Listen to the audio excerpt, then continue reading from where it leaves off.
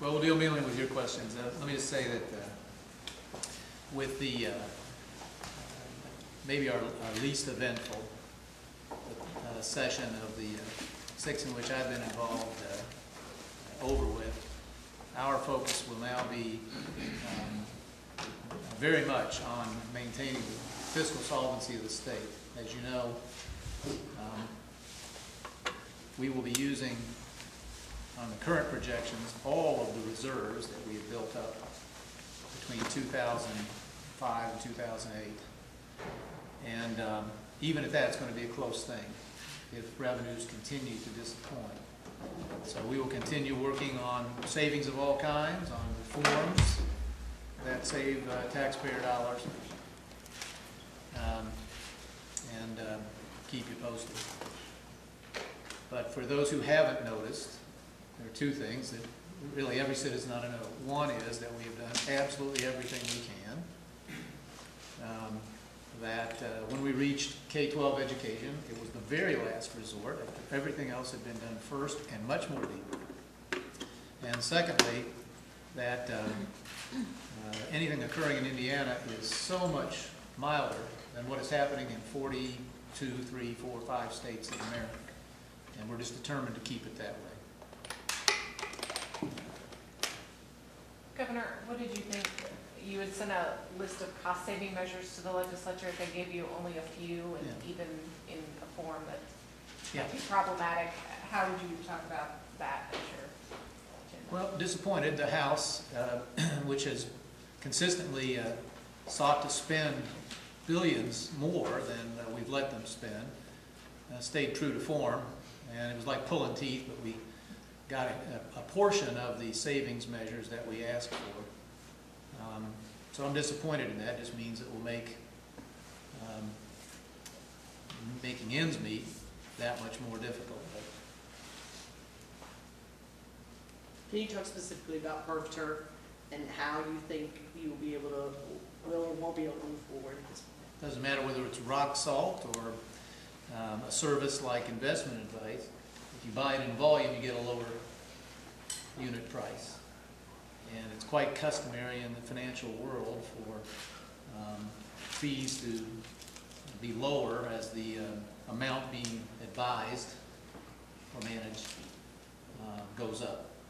So we're pretty confident that there are savings in the tens of millions available from that very sensible reform. And once again, it will make absolutely no difference. No pensioner will see anything different at all, either in the returns to the fund or in the administration of their benefit. But do you feel as if the debt to the UI? do you feel as if the legislation, it's a little bit convoluted. Do you feel as if it allows you to do what you need to do? We think we can. It's one of the teeth we had to pull. How's the state ever going to get out of the UI debt now that the tax has been put off for another year? The curve of debt is going to slide even further downhill. How's any state going to? This is now a problem for almost all 50 states, and I think eventually there'll probably be some sort of a national component to the solution. But we believe in being responsible out here, and I know we'll be back to this issue next year. Part of the answer will be to get a more balanced bill than we did last time, one that not only raises premiums and spreads them more fairly across big and small businesses, but moderates benefits, which are higher than most states and higher than we can afford. Are you counting on a complete federal bailout or maybe a partial? Don't know what to expect. All I can tell you is that this is a problem that is not unique to our state. It is shared now with almost every other state. And let's wait on events, and that'll probably set a new baseline from which we can write a bill next year. Last year you tried a very broad approach to local government reforms, going for a lot of things. This year, incremental didn't work a whole lot better than broad. What will you try next year? Stand by. All I can tell you is we will be back. Citizens of Indiana deserve modernization. They deserve, as taxpayers, that wasted dollars be reduced. Our schools deserve that more dollars be in the classroom and less chewed up in administration. And nobody said it'd be easy. Governor, are you gonna be playing any kind of role in like the Vanderburgh, Evansville merger? We got one going on, or at least discussions in Kokomo and Howard County. Do you see vision any kind of that you might play in this? Enthusiastic cheerleader, celebrator of successes, which have begun in the state. And I just want to commend these folks and others that we could mention for doing right by their taxpayers and by their citizens. And I hope that this will start a cascade of reform. You've heard me say it over and over and over again that the very best way for these things to happen would be bottom up and locally driven, tailored to local circumstances. We've knocked down all the barriers. There's nothing stopping school districts from combining their overhead. There's nothing stopping civil units from getting together in more modern lines and boundaries. And so that's, nothing could be better than to see this become a broad trend. Governor, a couple school districts in southern Indiana have chosen a different route. That's to close some schools. Floyd and New Albany, they elected to close 4 schools. What kind of message does that send? Well, it sends a message that they're not as serious about the academic exercise responsibilities they have as they could be. These are districts that are maintaining the number of, at least in one case, maintaining the number of administrators that have not gone down the citizens' checklist of measures that can be taken to preserve teaching jobs and keep dollars in the classroom. The school district you asked about has one of the worst records in Indiana for getting dollars to the classroom. They haven't, they've done a couple of the right things, as I read about it, but not nearly all that they could prior to taking steps like closing schools. So you've said that you don't think schools should lay off teachers. It sounds like you don't think districts should close schools. At what point is it sort of up to the district to figure out what is the best way to handle their changing either demographics or their changing situation? Don't overread. I'm not saying no district should close a school. We've got a lot of districts losing students, sometimes lots of students. You don't need as many schools and you don't need as many teachers to teach far fewer students. So I'm not saying these things are always wrong. I was reacting to one school district in particular that I paid attention because I was attacked personally. They blamed a $7 million problem on a $3 million state reduction, pretty ridiculous claim in the first place. And so when I looked to see, I discovered they had one of the worst records in the state of getting dollars to the classroom. So I'm not saying every step they've taken down there is in error. Some of them probably are called for. But it's the things they haven't done and refuse to do that I would draw your attention to. And have you contacted them to talk to them about it? No. I just read about it when I'm attacked in the newspaper. And so I went to the record book and found what I somewhat expected to find.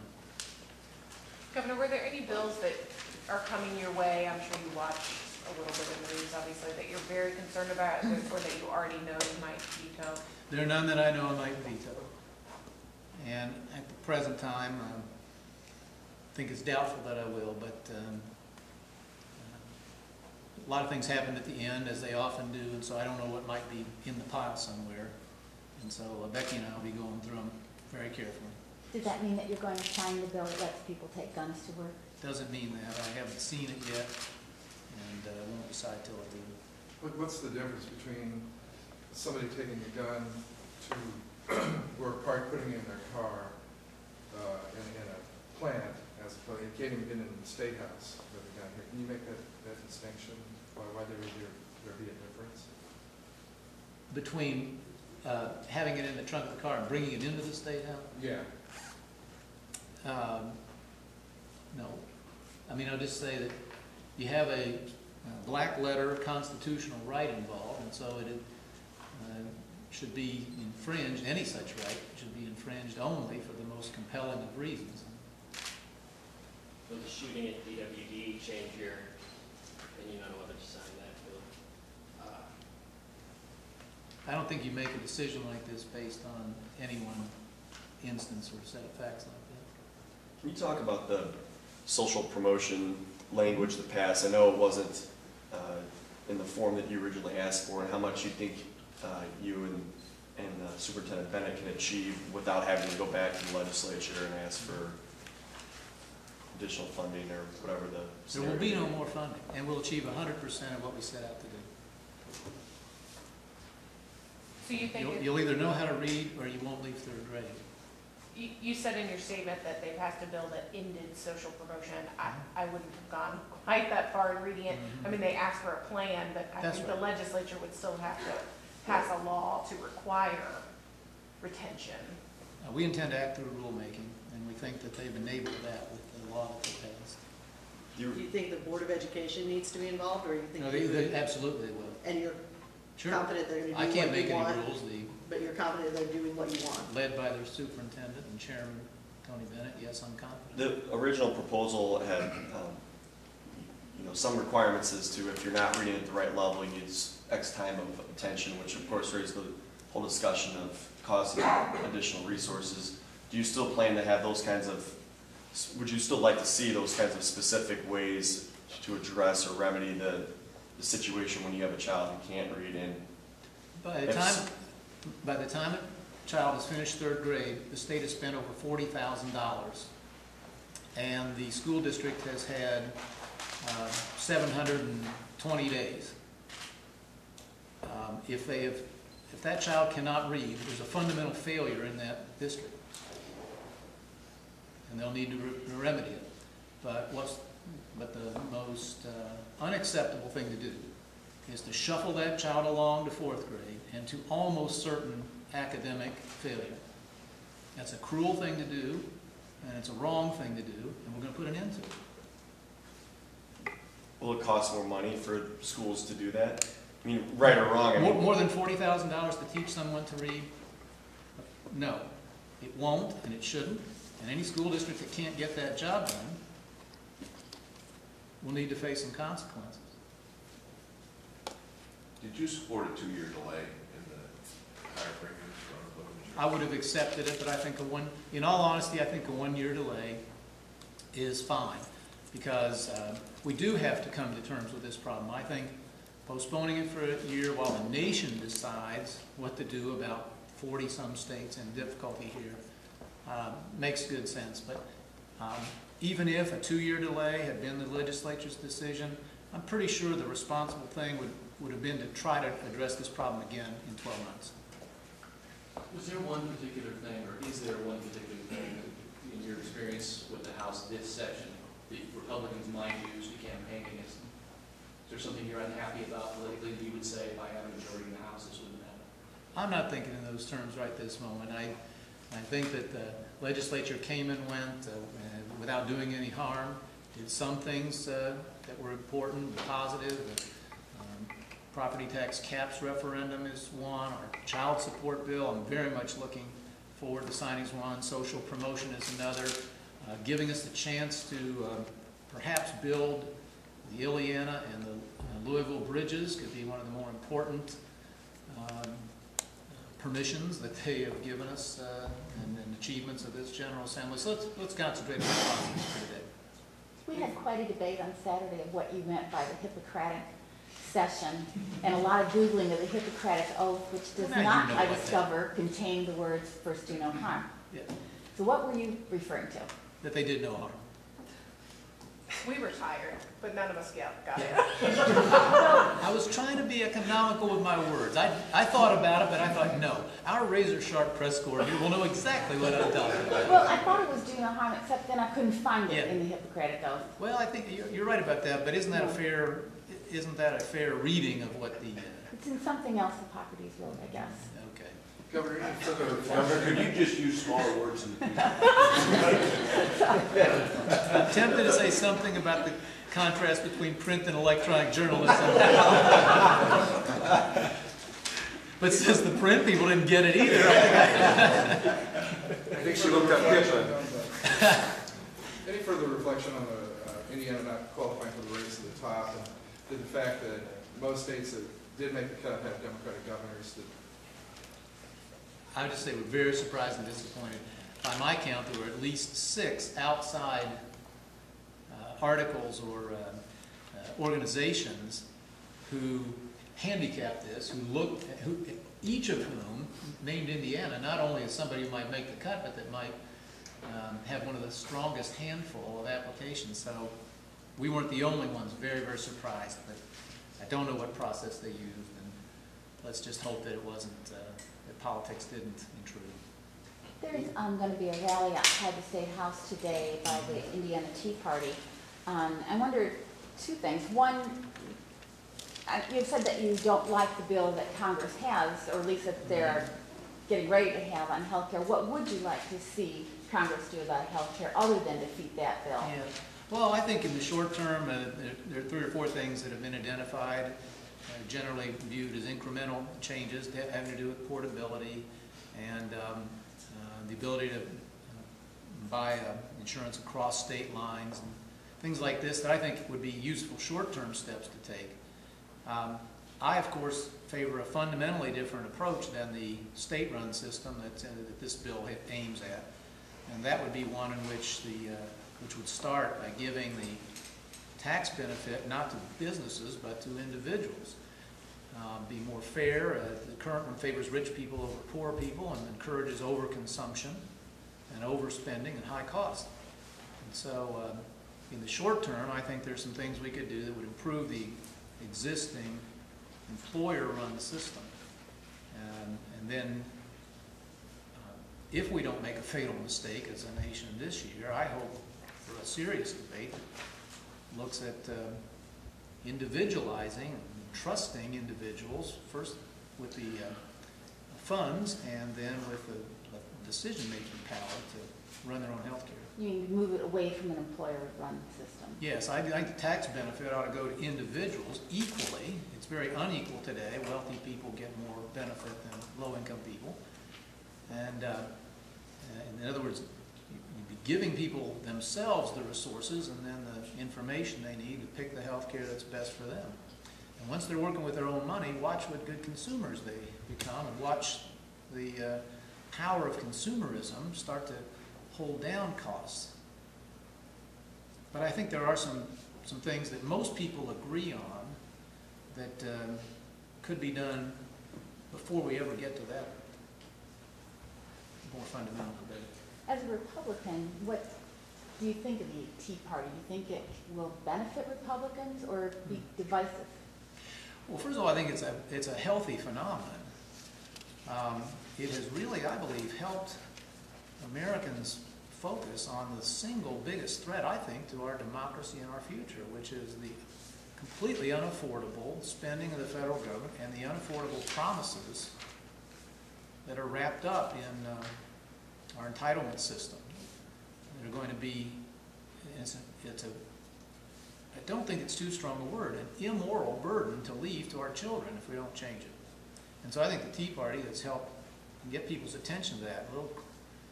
Little constructive hell raisins are a good place to start. Now, we have to move from there, back to your previous question, we have to move from there to constructive answers to these problems. But I think because of this spontaneous movement, a lot more people now are thinking about and talking about and learning about the really dangerous corner our debts are painting us into. You mentioned unaffordable spending of the federal government, but a minute ago we were talking about the unemployment system, and it sounds like you think the federal government should come to our aid, perhaps forgive our loans or something like that. How do those 2 go together? Well, unemployment is a shared responsibility and always has been. The federal government can do some things to make that system less expensive too. Can you give us? They could stop, for instance, trying to force benefits up and up and up. I was wondering what you thought of the compromise on the school funding flexibility, and also as contentious as that was, looking ahead to next year where we won't have the benefit, at least that we know of any additional federal money to help the budget there. Well, I favored more flexibility for 6 years, so no surprise that I thought this was a good idea, especially now when schools are wrestling with some problems. I think the compromise was a pretty good one. It it raises a point back to Kevin's question and others, a very good point, you know. The teachers' union could help a lot with any district that's got funding problems just by skipping a year's pay increase. The average Hoosiers pay went down last year. The average teacher's pay, which is already much higher than the average worker's pay, is going up. And as you know, the compromise says to get full access to the funds, you ask a little contribution, not a give back, just don't demand more money. I think that's pretty fair. And so I think the compromise was reasonable. How difficult will it be next year when we get to the discussion of funding schools without that stimulus money rate the last time? Depends on the national economy. If we don't see a really significant improvement from anything I see right now, it'll be extraordinarily difficult next year. And as I said, in the 10 months between now and the beginning of the next legislature, our number one priority is going to be to try to maintain Indiana's solvency, Indiana's AAA credit rating, Indiana's position as one of the handful of states that only nicked as opposed to gouged education and didn't raise taxes. And that's going to be a tough thing to bring off, and next year it probably won't look any easier.